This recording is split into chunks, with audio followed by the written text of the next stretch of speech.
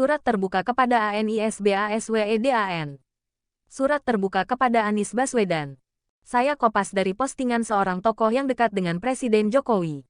Ibnu Maksum opini Anies Baswedan IST, Smith Al-Hadar Direktur Eksekutif Institute for Democracy Education ID.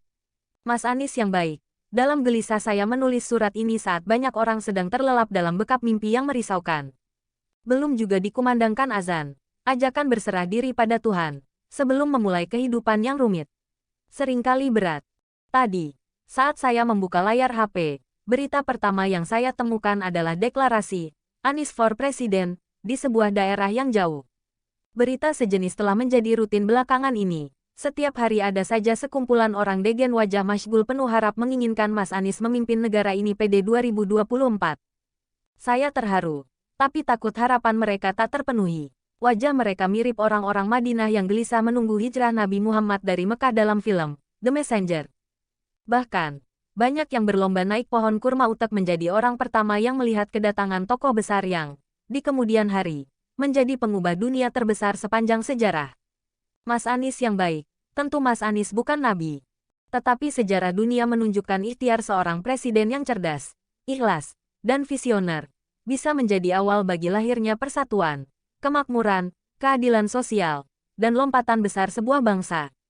Presiden AS yang pertama, George Washington, adalah salah satu contohnya. Saya tak usah mengatakan ini. Toh Mas Anies juga sudah lebih dari tahu. Yang ingin saya katakan, orang-orang yang mendeklarasikan Anies for President, yakin Mas Anies bisa menjadi salah satu presiden negarawan yang dapat mengurai berbagai masalah dan tantangan bangsa hari ini.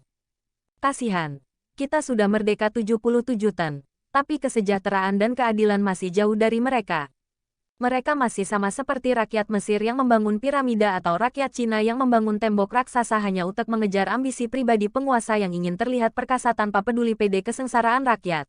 Menyedihkan bukan?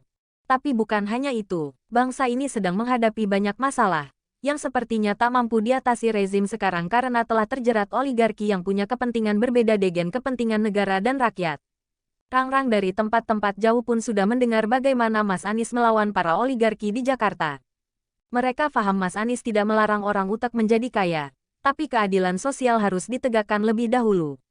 Biarkan kekayaan didapat dari kerja keras, kejujuran, dan sesuai aturan main. Itu yang Mas Anies inginkan bukan? Itu sebabnya, banyak orang memanggil namamu degen suara paro utek menyelamatkan bahtera Indonesia yang SEDG oleng. Bukan orang memberitahu. Tapi mereka sendiri melihat degen mata kepala bagaimana Mas Anies mengurai benang kusut Jakarta menjadi kota layak huni. Bahkan, kota cerdas, segar, dan boleh dibanggakan bangsa.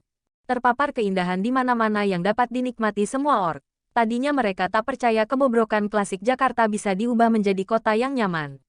Apalagi ada yang bilang Mas Anies tak melakukan apa-apa, merusak harmoni warga berbeda agama karena mengusung politik identitas, dan pembohong. Maafkan mereka yang terlambat memahami Mas Anies. Rang-rang culas pada awalnya cukup berhasil menghancurkan pribadi Agung sebelum kinerja dan moral Mas Anies mengoreksi semua itu. Bukan main kagetnya mereka ketika tahu Mas Anies membangun Jakarta International Stadium dan sirkuit balap mobil listrik Formula E. Amboy, bukankah itu mimpi ork Eropa?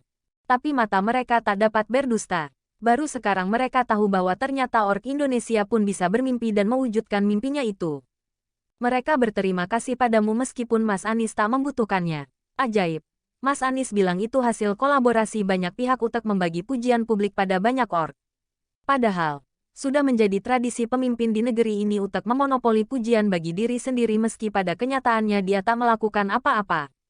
Mas Anies yang baik, mereka yang ingin Mas Anies menjadi presiden adalah ekspresi kagum padamu. Betapa tidak, ketika tiba di ibu kota, mereka tak lagi menemukan bas-bas bobrok, metro mini ugal-ugalan, dan angkot yang ngetem di sembarang tempat. Padahal, baru kemarin aib itu menjadi etalase ibu kota. Semuanya telah lenyap ke dalam sejarah usang Jakarta. Kendaraan umum berganti rupa degen fasilitas yang aduhai. Sistem transportasi terpadu yang mengintegrasikan semua moda transportasi darat telah memudahkan mobilisasi warga degen biaya murah. Kok bisa? Kenyataannya memang begitu, yang suka jalan kaki difasilitasi degen trotoar. Silakan bersepeda bagi yang hobi karena tersedia jalur yang aman. Pemberhentian bus jadi tontonan yang mengasyikkan karena menghadirkan kemodernan yang dulu hanya terlihat di film-film Hollywood. Kalau para gubernur sebelumnya iri hati pada Mas Anies, itu lantaran mereka baru tahu bahwa kota bisa disulap dengan ide-ide kreatif. Lebih daripada itu, Mas Anies membawa pemahaman baru tentang kota, bahwa kota adalah hunian yang memadukan kebutuhan fisik dan jiwa manusia untuk mendapatkan kenyamanan hidup maksimal yang, pada gilirannya, membuat manusia dari semua bakat dapat mengaktualisasi diri dan berinovasi untuk kebaikan bagi semua. Tapi itu baru infrastruktur, belum lagi pelayanan sosial yang mengagetkan sekaligus mengharukan mereka. Kaum disabilitas, guru, siswa, fakir miskin, mereka yang tergusur, dan orang-orang yang berjasa bagi Jakarta dan negeri dipenuhi hak-hak mereka. Serentak mereka terkejut karena Mas Anies bilang ini hak mereka dan merupakan janji kemerdekaan yang harus dipenuhi pemimpin. Hak, kami punya hak, mereka bertanya sambil berlinang air mata. Selama ini mereka tahu rakyat hanya punya kewajiban, bukan hak. Kewajiban mengabdi pada penguasa sejak zaman yang tak dapat diingat lagi. Bahkan, mereka mengira menggusur rakyat miskin di bantaran Sungai Ciliwung tanpa kompensasi sudah merupakan takdir dari langit. Iba-iba saja Mas Anies bilang itu tidak benar. Terkejutlah mereka bukan kepalang. Belum lagi abis mereka bertanya apakah mereka tidak sedang bermimpi. Mas Anies telah menyodorkan KPD mereka hunian baru yang lebih manusiawi. Mulai hari itu beban hidup mereka terasa lebih ringan di bawah langit biru yang membentang sampai jauh. Syukuran pun mereka gelar sebagai terima kasih KPD Tuhan Maha Pemurah melalui perantaraanmu. Mas Anies yang baik, sebelum mendeklarasikan Anies for President, telah lebih dahulu mereka bergegas menemui para rohaniawan yang SEDG berdoa bagi panjang umurmu. Mereka ingin mendapat konfirmasi apakah benar Mas Anies melayani keperluan rumah ibadah semua agama. Para pemuka tiap agama itu lalu naik ke mimbar degen emosi yang membuncah. Degen suara serak sambil terisak. Mereka berkata, sebenarnya kami malu untuk menyampaikannya. Tapi kebenaran tak bisa disembunyikan. Seperti matahari di siang bolong. Memang benar Anies telah membantu kami secara adil. Lihat, indahnya rumah ibadah kita hari ini berkat bantuan beliau. Mereka mengaku merasa bersalah karena dalam pilgub dulu tak menyoblos Mas Anies.